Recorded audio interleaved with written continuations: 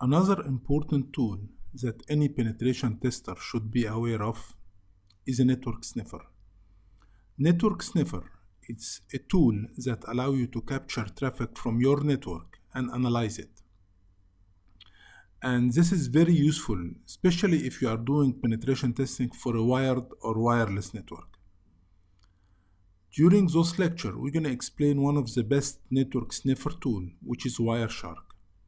I suggest that you go through those lectures more than one time and get yourself familiar with the tool because it's a very effective tool to capture traffic, analyze it, and allow you to understand how the network is working, and also allow you to understand how it can be manipulated. I know that some people may try to use WireShark before, but they didn't felt comfortable with the amount of hexadecimal hexa that's showing and the numbers and so on. So we're going to try to simplify how to use this tool. But one more time, I suggest to go through the lecture more than one time and get yourself familiar with. And if you need any additional resources, please let me know and I'll be happy to help you. Now let's start the tool and let's see how to understand the network sniffer, the WireShark network sniffer, and how to analyze simple traffic. So I'm gonna open the tool, and assuming that is not showing on this short list, I'm gonna type WireShark, and as you can see I have two WireShark, so can use either one of them.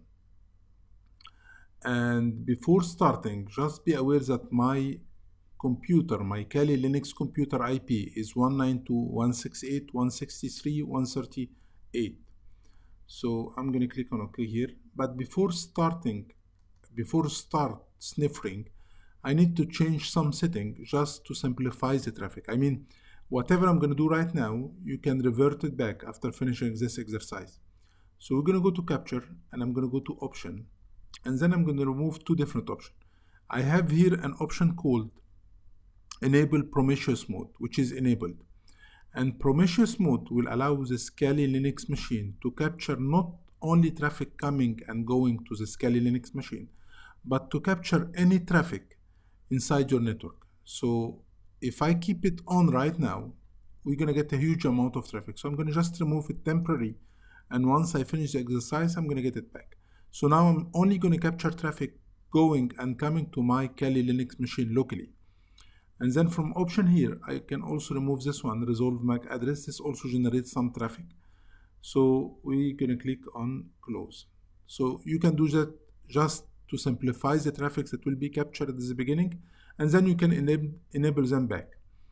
Then we're going to choose capture traffic from which interface. I mean, if you are capturing wireless traffic, you're going to capture from a wireless network adapter.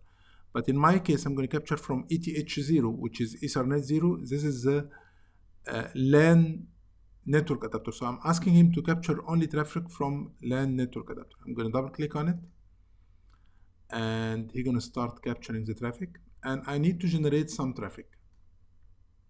So let me open the browser and let me type any website.